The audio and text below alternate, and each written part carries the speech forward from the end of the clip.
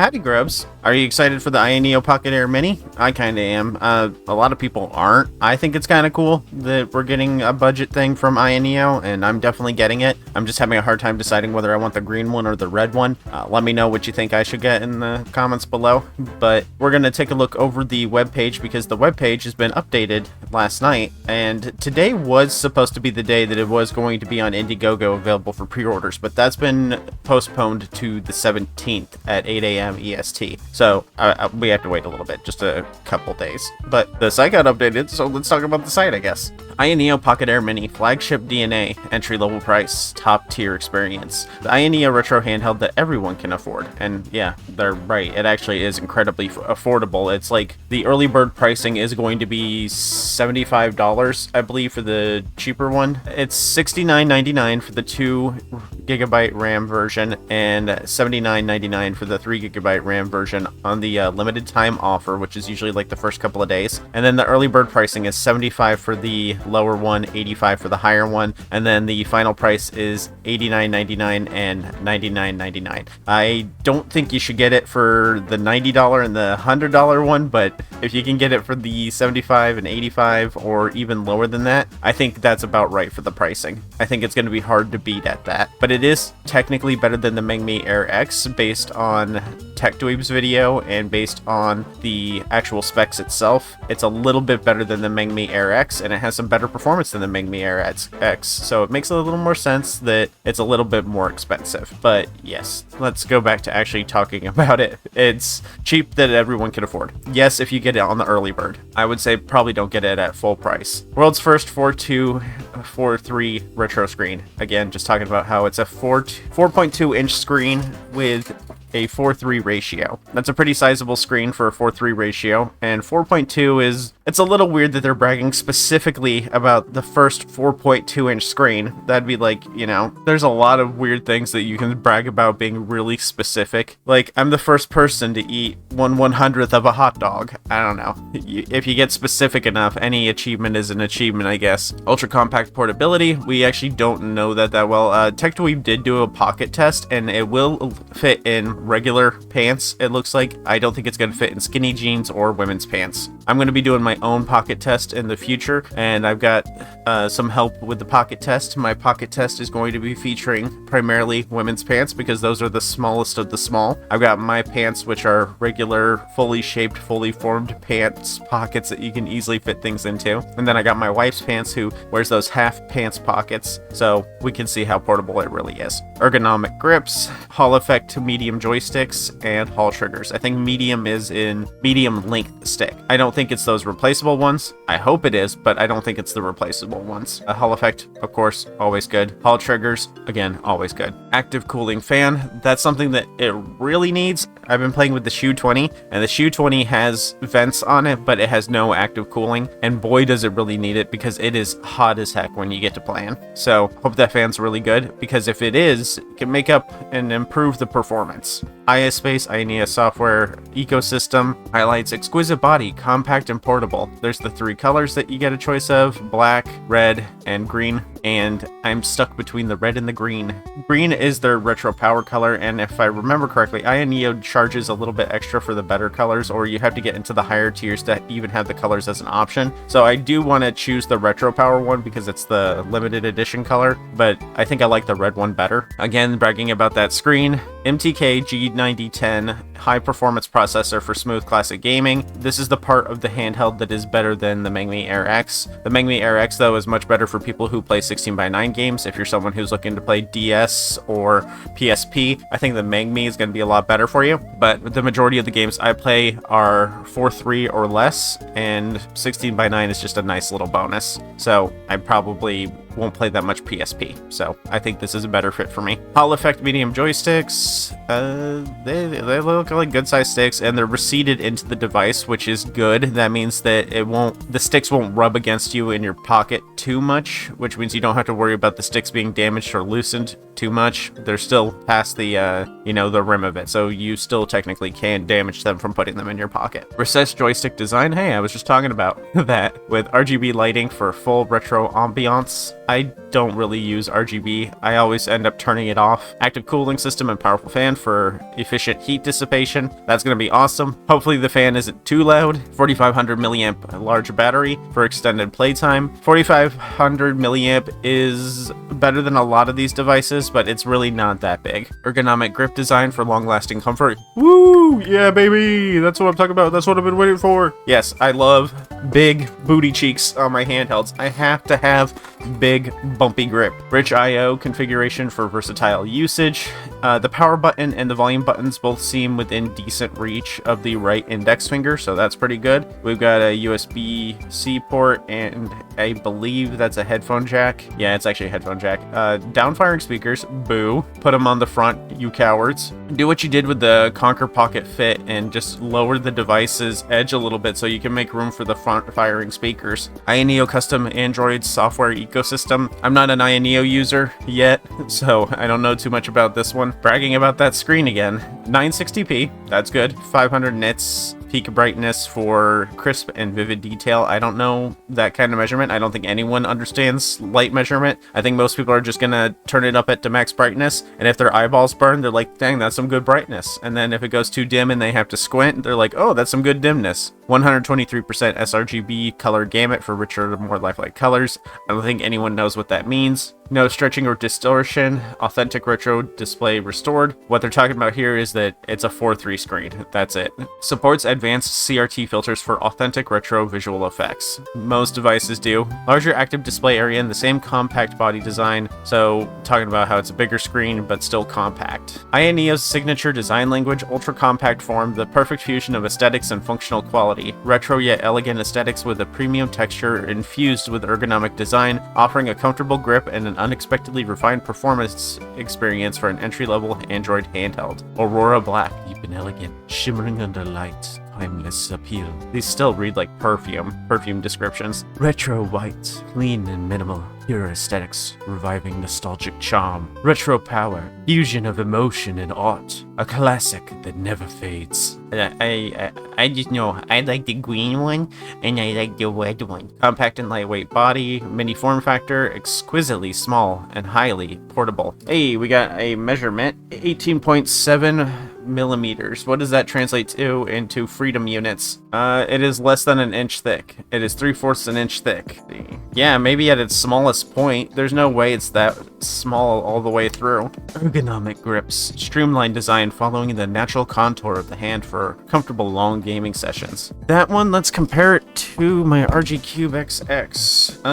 It looks like the bump sits lower and it's curvier. It doesn't extend all the way up. On the RG Cube XX, it's more of a potato shape. On this, it's more of a ball that tapers kind of shape. It's fine. It's better than nothing. It's better than a Retroid Pocket 3 or 4 for comfort, but yeah. I mean, I'm just glad it has ergonomics at all. I hate slabs. Premium craftsmanship. Pursuing perfection in every detail for an exceptional tactile experience. Kind of looks like a Game Gear. MTK Helio G90T octa-core high-performance processor Mali G76 CPU delivers unmatched power in its class. A lot of the reason people aren't impressed with this one is because it's budget. Everyone's talking about the Ain Thor and stuff like that. A lot of people are getting the Ain Thor, and everyone's all excited for that, and I'm glad you're excited for that, but you got to remember that there's a lot of people that are new to this kind of stuff, and you might say like, oh, Android isn't great for new people, and I agree, but a budget Android would be good practice for people to start on before jumping into something like the Thor, which is going to be not just Android, but Android dual screen, which is going to be even more technical. So I think there is a reason for these lower cost Androids to exist, and not everyone needs PS2 and GameCube emulation, especially flawlessly. I think that this is going to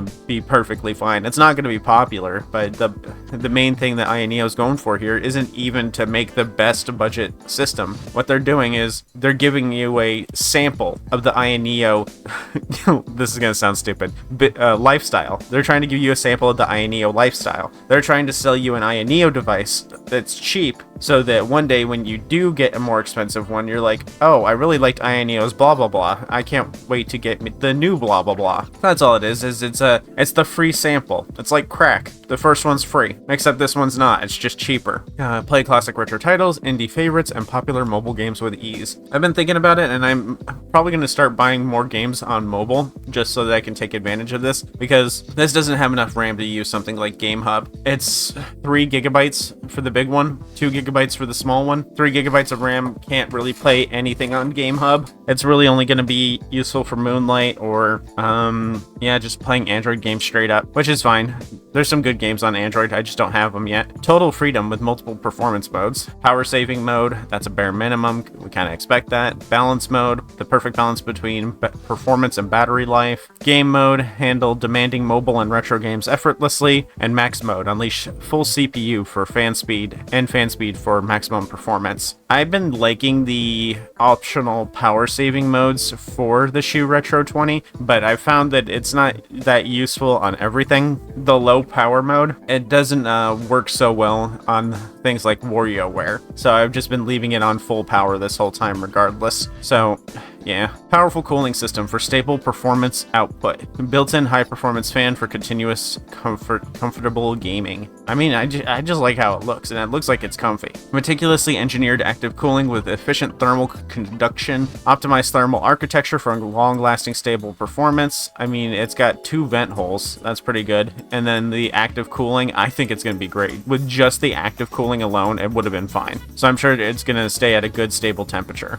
Ultra-thin high-speed fan ensures a cool and comfortable gaming experience. I wonder how long the battery's going to last when it's got that active cooling fan. All day long-lasting gameplay does not tell me how much it is. I'll have to rewatch that Tech2Weave video and see how long he got out of it. In my tests, I got about 9 hours with Super Nintendo on Eco mode and just under 4 hours with GameCube on gaming mode. That's solid. That's a lot more life than a cheaper Linux handheld if you're sticking to the older systems, and it's still decent even when pushing higher end stuff that those cheaper devices can't handle. Mini form, precise control, native gamepad experience for beyond touchscreen play. Touchscreen is good, kinda mandatory. A complete reimagining of form and control, easily meeting both retro and modern gaming needs. Master Android gaming from indie hits to popular mobile titles with precise control and action, shooting, and fighting games. RGB Hall Effect medium joysticks. Recessed, but they forgot the R. Designed for, same thing. Ultra high polling rate, ultra low input latency, no drift, no dead zone with extended travel distance, customizable RGB lighting for immersive retro ambiance, the same thing they've said. Linear Hall triggers, Hall sensor precision with smoother control, long travel distance with accurate fine feedback. You might think you might not need Hall effect Hall in your triggers, but you do if you're playing racing games. Racing games benefit from the partial press of a right trigger. When you're playing a racing game and you either have just on or off and no in between, you're going to get stop and go, and it's just going to be constant acceleration or no acceleration. So by having a Hall trigger, you can partial press and get partial speed out of a car. So for people who like racing games, this is going to be important. I don't play racing games. Well, outside of PS2, where they force a racing game in every single PS2 game. Conductive rubber, AVXY plus D-pad. Refined button design for superior tactile feedback, faster actuation, and crisp, responsive clicks. Master controller, no drift, high precision TMR joysticks. Wait, they said they were Hall effect a minute ago, and now they're TMR? Which is it? Joystick sensitivity adjustment, customizable buttons, trigger sensitivity adjustment, motor vibration intensity adjustment, button rapid fire function, so just turbo, and ABXY swapping. It's good to have that option, but I get super confused anyway. Comprehensive I/O, like they said before, Type-C port, micro SD, headphone jack, dual speakers for stereo, ultra-fast 5G Wi-Fi.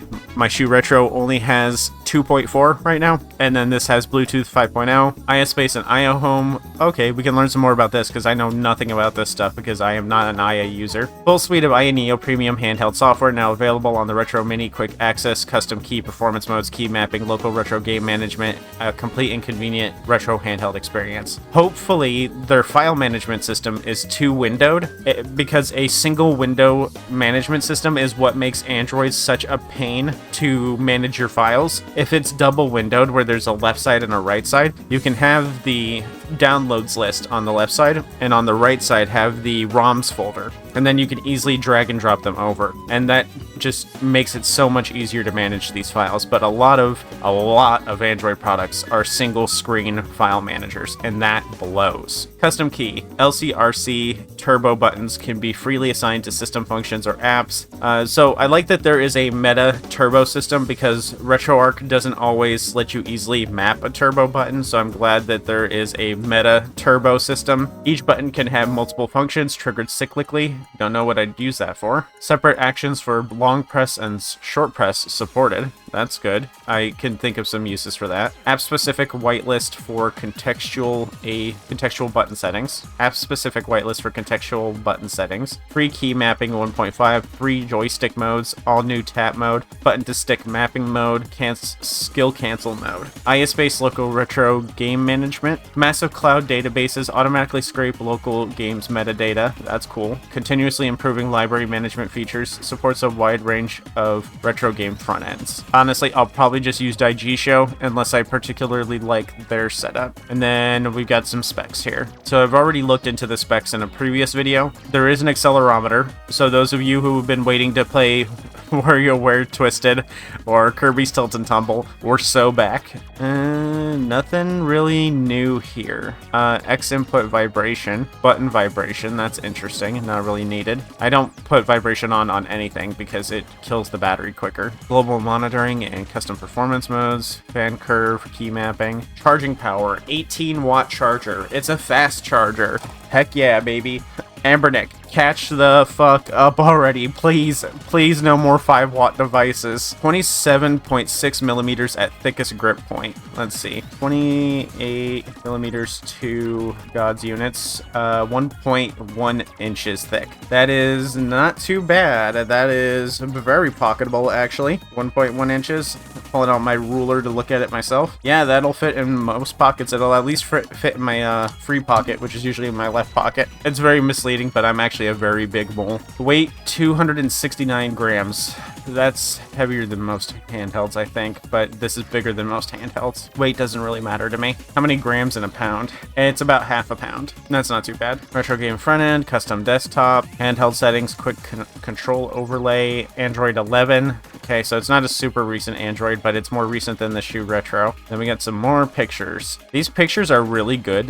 They make me hungry. They make me want to eat the handheld. They kind of look like candy. Tasty, tasty, tasty, tasty, tasty, tasty. That's a good close-up. I like that we can see the texture on it here. I don't know how I feel about those joysticks. Those joysticks look heavily textured, but a fine sandpapery texture like that is going to wear off over time. The D-pad and face buttons look to be a good size. That or the joysticks are so small that it makes the D-pad look bigger. Everything looks textured, and that's good. I want a decently textured handheld. Oh man, that's a good shot. That is pretty looking. Showing it running Genshin, but that doesn't necessarily mean that it actually runs Genshin. But it's not like it matters. I'll use it for a test and then never again because I don't play Genshin. I have a problem with free-to-play games. I spend my money too flippantly. But yeah, that looks like the end of it. If you're excited for the Ayaneo Pocket Air Mini, or as I call it, the PAM, let me know in the comments below. And again, if you have any idea what color I should pick, red or green, let me know in the comments. It's red, green, or black really, but if they're locking the colors behind the higher tiers, I'm gonna pick one of the color versions, even if I do want the black one more.